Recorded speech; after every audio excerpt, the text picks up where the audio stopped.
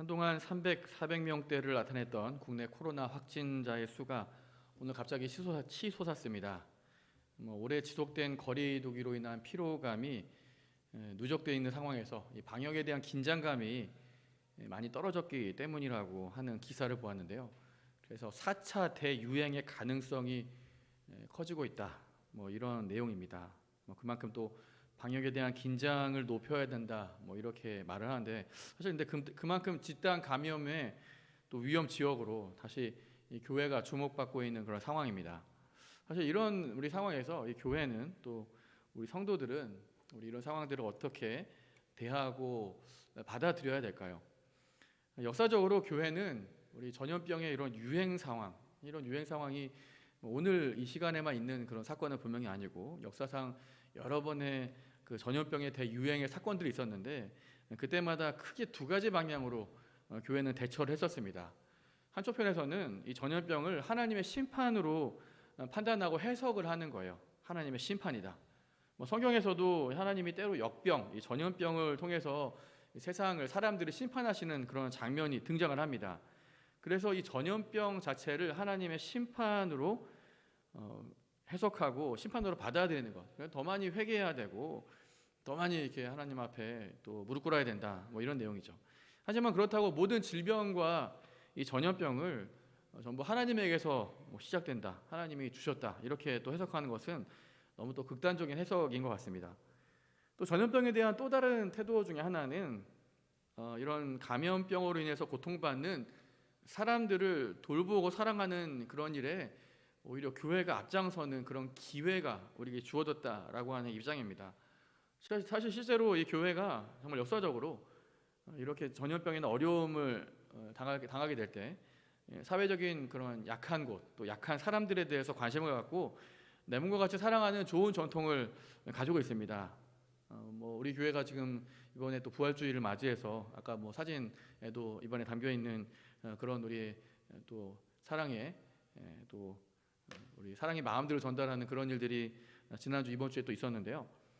우리가 정말 실제로 이런 위기 상황에서 이 교회가 이런 역할을 해야 된다는 거예요. 이런 위험에 맞서서 정말 이런 위협이나 죽음을 두려워하지 말고 병든 자와 연약한 자들을 돌보라라는 주님의 말씀대로 이 땅을 위로하는 그런 사역을 감당해야 된다는 것입니다. 그럴 기회라는 거죠. 또 이들을 위해서 예배를 인도하고 맡은 자리에서 최선을 다하는 건 그것이 교회의 좋은 전통 중에 하나였습니다. 그래서 전염병이라고 하는 게 물론 하나님의 심판으로서 여겨지는 부분도 있지만 또 하나님이 우리를 도와주셔서 잘 극복하고 싸워서 이겨야 되는 그런 시험으로 인식되어 왔던 그런 인식이 우리 가운데 있었습니다. 성경에서도 이 전염병에 대한 흔적들을 물론 많이 발견할 수 있습니다. 오늘 함께 읽은 에스겔서만 보더라도 에스겔 5장 12절에 보면 이런 말씀이 있거든요. 너희 가운데에서 3분의 1은 전염병으로 죽고 또 기근으로 멸망하고 3분의 1은 너희 사방에서 칼에 엎드러지고 3분의 1은 흩어버릴 것이다.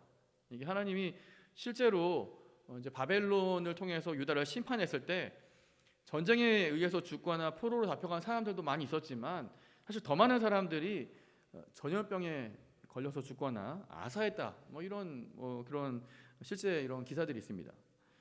사실 여러분 이렇게 굉장히 혼란한 상황들이 우리 역사적으로 굉장히 많이 있었던 거예요. 성경에서도 찾아볼 수 있고. 특별히 오늘 이렇게 어려움을 당한 이런 혼란한 상황 속에 하나님이 에스겔을 선지자로 부르십니다. 마치 오늘 우리가 이 코로나 우리 시대를 지나는 이 시대에 우리를 교회로 부르신 하나님의 뜻과 같이 하나님이 또 하나님의 선지자로 에스겔을 세우십니다. 에스겔은 유다 백성들에게 참 에스겔이 쓰임 받던 당시가 좀 어려운 시기였기 때문에 하나님의 이제 심판에 대해서 많이 설교를 했습니다. 좀 그래도 하나님이 위로하고 좀 격려하는 그런 말씀을 주시면 좋겠지만 하나님의 분노와 심판에 대해서 또 재앙과 멸망에 대해서 선포를 합니다. 거짓된 희망과 어떤 회복에 대한 기대보다는 철저하게 그냥 하나님의 심판을 받아들이고 회개하고 돌이켜야 된다. 하나님께 돌아오라. 이게 역시 에스겔의 주된 그 메시지였습니다. 사실 에스겔이 활동하던 이 당시의 상황이 그렇게 좋은 상황은 아니었습니다. 절망적이었죠. 왜냐하면 나라는 일단 망했고 바벨론에 의해서 다 멸망당한 이유고 또 유다 백성들은 포로로 잡혀온 그런 상황이었습니다. 지금 에스겔은 우리 그 포로로 잡혀와 있는 그런 상황에서 하나님의 선지자로서 활동하는 그런 사람 중에 한 명이었죠. 정말 한낱 내일일도 장담할 수 없는 암담한 상황. 마치 여러분 우리의 상황은 비슷하지 않습니까?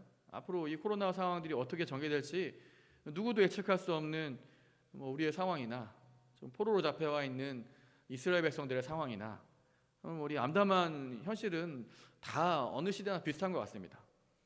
에스겔 시대의 유다 백성들이나 오늘 우리의 상황, 앞길을 예측할 수 없고 사실 낙심과 절망 속에 있을 수 있는 그런 현실이라는 것입니다. 하지만 하나님이 오늘 에스겔을 통해서 단지 심판하고 멸망할 것이다 라는 그런 좀 낙심할 만한 그런 메시지만 전하게 하신 것은 분명히 아닙니다. 하나님은 오늘 이 에스겔 선지자의 눈으로 이런 절망적인 상황 속에서도 새로운 어떤 희망의 불씨를 보여주게 하시는 그런 장면을 보게 하시는데요. 그것은 에스겔이 보았던 오늘 함께 또 읽은 신비로운 환상을 통해서 발견할 수 있습니다. 오늘 말씀해 보면 에스겔이 어느 산골짜기에 갔습니다. 하나님의 권능으로 에스겔을 어느 산골짜기로 데려가시죠. 하지만 이곳은 단순하게 그냥 산 골짜기, 경치가 좋은 산이 아니었습니다. 그곳은 수많은 뼈가 가득한, 마른 뼈들이 가득한 뼈 골짜기로 불리우는 곳입니다. 보통 골고다라고 하는 곳이 보통 성경 역사에서 뼈 골짜기로 알려져 있는, 그렇게 해석되는 그런 곳인데 거기였는지 어쩐지 모르겠지만 어쨌든 뼈 골짜기. 이 뼈가 가득한 골짜기를 여러분 상상해 보십시오. 상상만 해도 굉장히 오싹하고 음침하고 아무 희망도 없고 기대할 수 없고 절망만 가득한 그런 죽음의 골짜기 아닙니까? 이 마른 뼈가 가득한 골짜기, 이게 오늘 이 바벨론의 어떤 침략을 당하고 멸망당한 이후에 유다 나라의, 이스라엘 나라의 슬픈 현실이라는 거예요. 마른 뼈가 가득한 골짜기. 11절 말씀해 보면 그래서 이 상황을 이렇게 해석을 합니다. 11절 보시면 또 내게 이르시되 인자야 이 뼈들은 이스라엘 온 족속이라. 이 현실이라는 거죠. 이 마른 뼈가 가득한 이 골짜기의 상황이 이스라엘이 당하고 있는 현실이라는 거죠. 이스라엘 온 족속이라. 그들이 이르기를 우리의 뼈들이 말랐고 우리의 소망이 없어졌나니 우리는 다 멸절되었다 하였느니라. 하느니라. 실제로 이스라엘 백성들이 본인들이 말하는 현실도 그랬고 또 하나님이 그래서 이스라엘 백성들의 어떤 현실들을 지금 보여주시는 환상이 바로 오늘 이 장면입니다. 이 마른 뼈가 남은 것처럼 아무 소망이 없는 거예요. 뼈만 있는 상황이 지극히 좋은 상황은 아니죠. 살아날 가능성도 그 무엇도 희망할 수 없는 그런 지금 절망적인 상황입니다. 아마 우리 코로나19 감염의 위협 때문에 또 우리가 지금 당하고 있는 많은 다양한 어려움과 상황들 때문에 지금 우리의 삶이 때로는 마른 뼈의 골짜기와 같은 그런 상황으로 여겨질 때가 있습니다. 한치 앞도 알지 못하고 내가 이런 어려움과 위기 상황에 무엇을 할 수 있을까? 참 절망적인 그런 상황들이 아마 지금 마른 뼈 골짜기에 있는 에스겔의 상황이나 또 자신들을 그렇게 마른 뼈 같다고 말하는 뼈 골짜기에 왔다는 이스라엘 백성들이나 비슷한 상황이라는 거예요. 저는 오늘 이 에스겔서 말씀을 읽으면서 마치 오늘 이 성경이 정말 이 성경을 통해서 이 성경이라는 안경을 통해서 이 세상을 볼 수 있는 것처럼 현실을 좀 비추어 봤는데요. 우리가 지금 당하고 있는 이런 전염병이라는 이 정말 커다란 재앙 앞에서 굉장히 무기력하지 않습니까? 마른 뼈처럼 우리가 할 수 있는 것도 없고 참 진짜 정말 괴로운 것 같아요. 눈에 보이지 않는 이 전염병 바이러스 때문에 정말 많은 사람들이 또 죽고 굉장히 괴로움을 당하고 전 세계가 신음하는 걸 보면 굉장히 사람이 무기력한 존재가 된 것 같은 진짜 마른 뼈 같은 그런 상황처럼 느껴지는 그런 때가 많이 있습니다. 근데 한 유명한 미래학자가 이 코로나 이런 상황들에 대해서 이런 말을 남겼어요. 이런 말을 남겼는데 코로나19 바이러스는 거대한 재앙이 아니라 위대한 교정자다. 이 세상을 바꾸는 교정자. 그러니까 단지 코로나19 바이러스가 우리에게 해를 끼치는 치명적인 해를 끼치는 재앙으로서만 받아들일 것이 아니라 사실 재앙인 건 분명하죠. 하지만 재앙인 건 분명하지만 사실 우리가 이 코로나19 바이러스를 통해서 우리가 잊고 살아온 중요한 삶의 교훈들을 우리가 또 깨우치고 일깨워지게 하는 그런 어떤 교정자로 우리에게 주어진 그런 부분도 있다는 거예요. 맞는 말 아닙니까? 또 그것을 통해서 우리의 생각을 교정하고 우리가 또 우리의 우리의 어떤 태도를 교정하고 말지는 물론 우리에게 달려있기 때문에 또 이런 말을 했어요. 코로나19 바이러스는 이 시간이 종말이 될 수도 있지만 또 새로운 기회, 새로운 시작이 될 수도 있다. 저는 이 말에 굉장히 공감했습니다. 우리가 당하고 있는 절망적인 위기라는 게 그런 거예요. 오늘 이스라엘 백성들이 당하고 있는 이런 위기도 마찬가지입니다. 바벨론에 의해서 침략당하고 멸망당하고 나라가 다 없어지고 포로로 잡혀와 있는 이런 상황들, 여러분 어떻게 보면 종말이에요. 멸망이고 절망적인 순간이고. 하지만 때로는 이게 어떤 사람에게는 종말이 될 수 있지만 또 어떤 사람들에게는 새로운 시작이 될 수 있는 그 기회가 된다는 거죠. 마치 그 포로로 귀환해서 돌아왔던 에스라를 비롯한 느헤미야를 비롯한 포로 귀환자들이라든지 많은 그 하나님의 그루터기와 같이 남아있는 하나님의 사람들처럼 말이죠. 또 오늘 이 시대에도 코로나 바이러스가 어떤 사람들에게는 종말처럼 정말 이 세상이 끝난 것처럼 여겨질 수 있지만 또 새로운 시작이 될 수 있는 기회로 주어지는 그런 측면이 있다는 것입니다.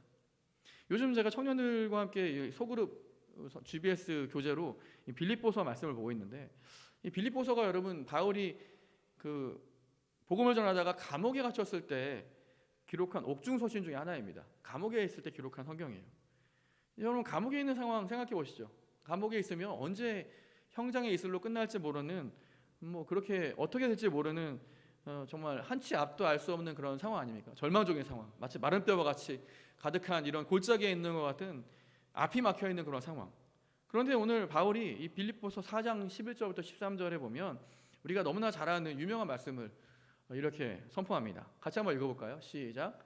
내가 궁핍함으로 말하는 것이 아니니라. 어떤 형편이든지 전에 처할 줄도 알고 풍부에 처할 줄도 알아. 모든 일 곧 배부름과 배고픔과 풍부와 궁핍에도 처할 줄 아는 일체의 비결을 배우노라. 내게 능력 주시는 자 안에서 내가 모든 것을 할 수 있느니라. 어떤 상황에서든 모든 것을 할 수 있는 그 일체의 비결, 이게 여러분 어디에 있다는 거예요? 하나님 말씀에 있다는 거죠. 하나님 말씀을 통해서 내가 자족하기도 배우고, 내가 비천에 처할 줄도 알고, 풍부에 처할 줄도 알고, 하나님 말씀을 주시는 그 능력 주시는 자 안에서 내가 모든 것을 할 수 있는 그런 비결들이 배우게 됐다는 것입니다. 하나님이 오늘 에스겔 선지자에게도 이 뼈들이 가득한 골짜기에서 하나님이 에스겔에게 물어봐요. 이 뼈가 살아날 수 있겠느냐? 에스겔에게 물어보십니다. 인자야, 이 뼈들이 능히 살 수 있겠느냐? 이 뼈가 살아날 수 있을까요, 과연? 지극히 마른 뼈들, 아마 다시 살 수 없는 그런 모양으로 보여집니다. 하나님은 오늘 우리에게도 동일하게 이렇게 물어보실 것 같아요. 이런 상황에서 좀 희망이 있겠느냐? 이 상황이 과연 나아지겠느냐? 앞으로의 일을 네가 예측할 수 있겠느냐? 여러분 어떻게 생각하십니까? 앞으로 우리 상황이 지금보다는 좀 더 나아질 수 있을까요? 코로나도 또 우리의 상황도 여러분 희망적인가요? 아니면 절망적일까요? 근데 오늘 에스겔이 굉장히 지혜롭게 대답을 합니다. 에스겔의 대답을 보면 이렇게 대답을 해요.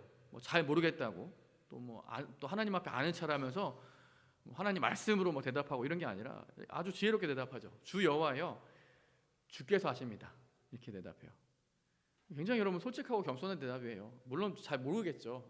에스겔이 앞으로 어떤 상황이 일어날지, 이 뼈들이 살지 죽을지 어떻게 알겠습니까? 사실 사람의 이제 눈으로 보면 희망이 없는 상황이잖아요. 완전히 바싹 말라버린 그 뼈가 어떻게 살 수 있겠습니까? 근데 그 주님께서 아십니다. 오직 주님만이 아십니다. 자기 상식과 능력으로는 안 되는 일이에요. 그렇다고 해서 자기 상식과 능력으로 하나님의 능력, 하나님의 일을 제한하지 않는 것입니다. 하나님께 맡기는 거죠. 하나님께서 살리고자 하시면 살리실 수도 있고, 또 하나님이 그냥 내버려 두고자 하시면 살 수 없다. 이게 하나님 믿음의 고백입니다.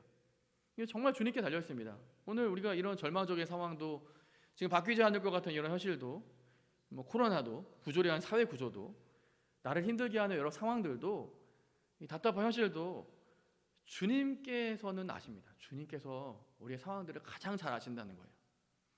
결국 오늘 이 많은 뼈들이 살아나요. 이게 하나님의 뜻이었기 때문에. 이 마른 뼈들로 덮인 사망의 골짜기, 이게 생명이 충만한 생명의 골짜기로 변합니다. 그곳에 하나님의 생기가 불어오고 생명샘이 솟아나고 새 사람이 군대가 되게 하십니다. 절망적인 현실 가운데서도 정말 오늘 이 말씀을 보면 우리가 좀 기대하게 돼요. 믿음으로 바라보면 믿음으로 일어날 일들을 기대할 수 있게 하는구나 라는 현실들이, 그런 사실들이 오늘 성경에 담겨 있죠.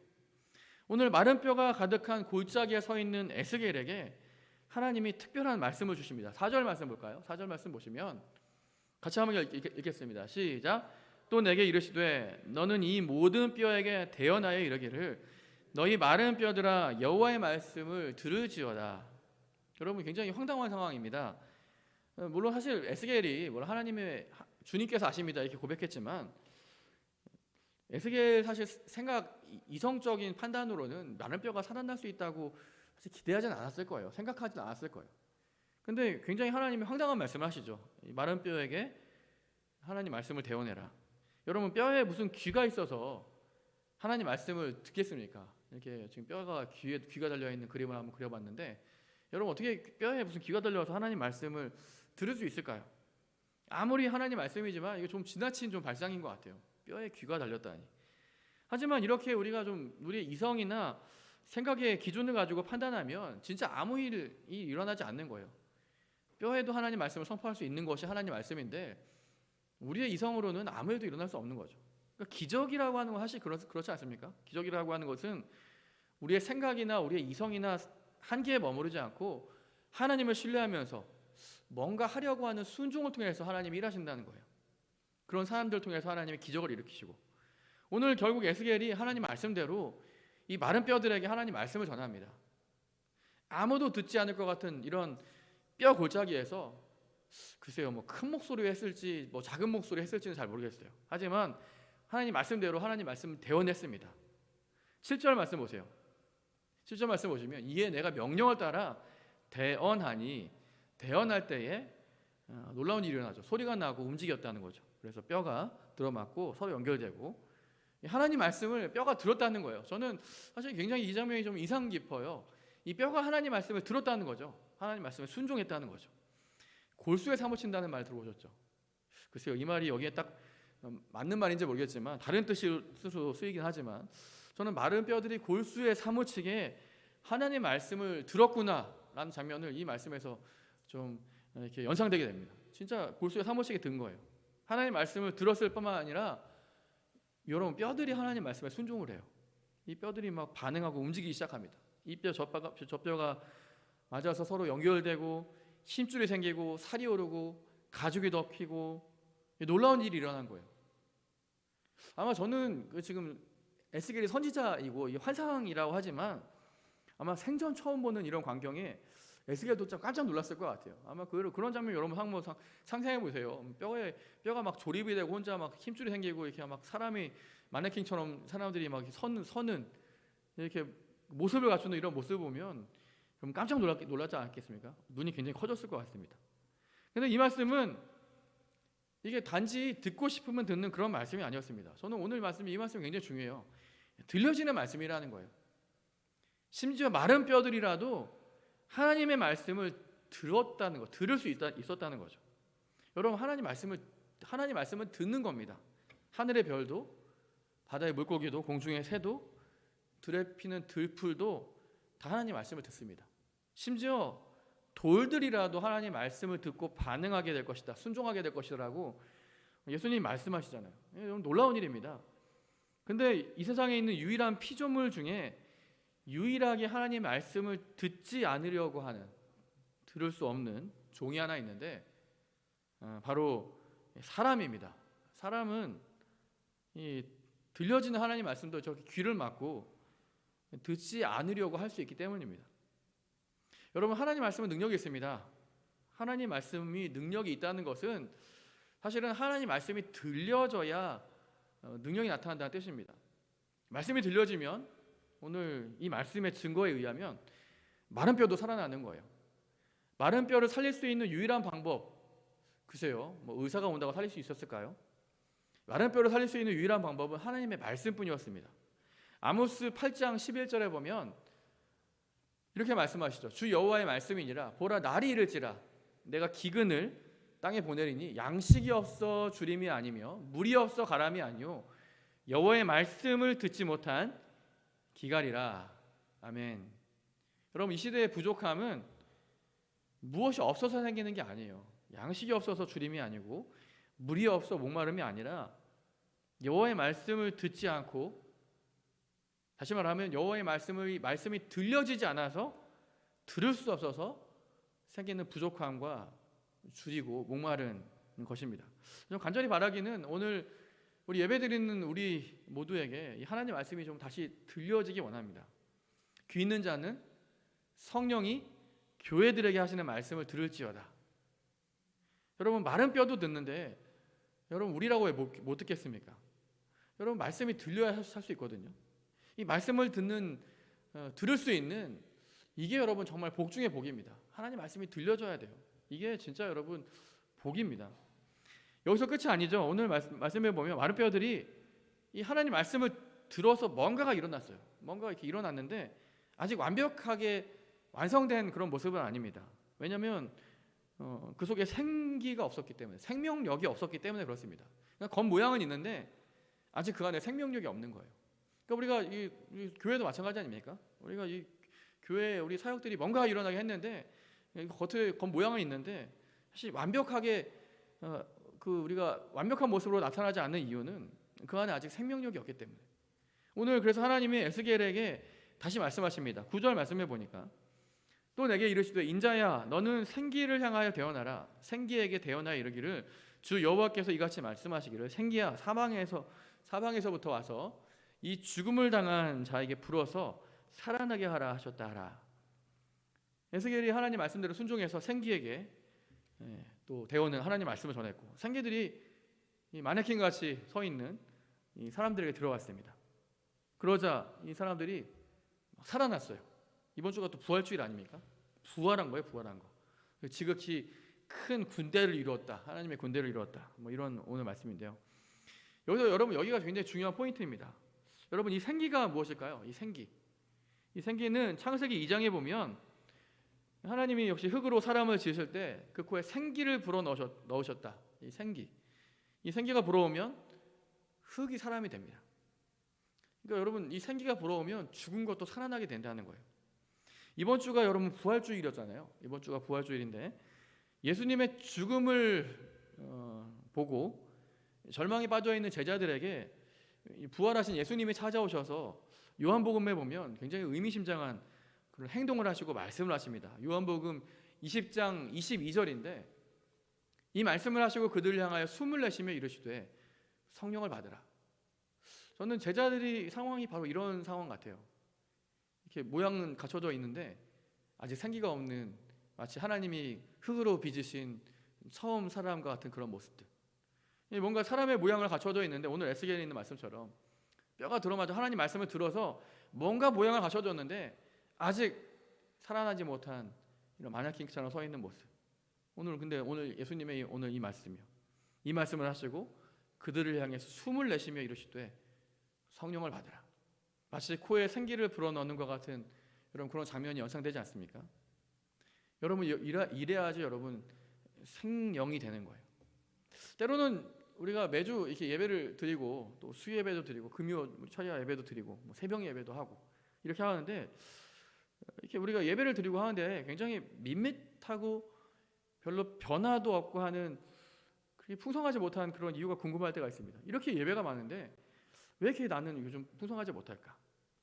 하나님 말씀은 살았고 능력이 있는데 왜 여러분 말씀대로 이렇게 변화가 일어나지 않는 걸까요? 이렇게 좀 드라마틱한 좀 변화가 좀 있었으면 좋겠는데 매일매일 이렇게 막 몇 단계씩 뛰어넘는, 몇 단계는 아니더라도 매일매일 좀 올라가는 이런 상승세가 있어야 되는데 뭐 물론 이렇게 올라갈 때도 있지만 또 갑자기 떨어질 때는 낙심하고 절망하는 그런 상황도 있고요. 왜 여러분 이런 현상이 일어날까요? 오늘 여러분 우리 말씀을 듣는 것도 중요하지만 말씀을 듣는 우리에게 성령이 임하셔야 하기 때문입니다. 성령님이 우리 속에 불어 넣어줘야 놀라운 일이 생기기 때문에, 성령님이 임하실 때 능력이 나타나고 이 놀라운 풍성함을 성령님이 임하실 때 누리게 되기 때문입니다. 말씀을 정리하겠습니다. 오늘 우리 이런 상황들이 글쎄요, 마른 뼈들로 가득한 정말 골짜기의 선거처럼 우리에게 좀 절망적인 그런 상황이 우리에게 찾아올 때가 있는 것 같습니다. 지금 우리 상황들이 그런 때일 수도 있고요. 하지만 그때가 오늘 말씀에 의하면 그때가 바로 하나님 말씀이 필요한 때이고 그때가 바로 하나님 말씀이 들려져야 하는 때입니다. 바로 지금이 하나님 말씀이 꼭 필요한 때. 여러분, 마른 뼈가 들었다면 누구나 들을 수 있습니다. 진정한 소망은 가능성이나 상황이 있는 것이 아니라 하나님의 말씀, 확실한 하나님 말씀에서 시작된다는 거예요.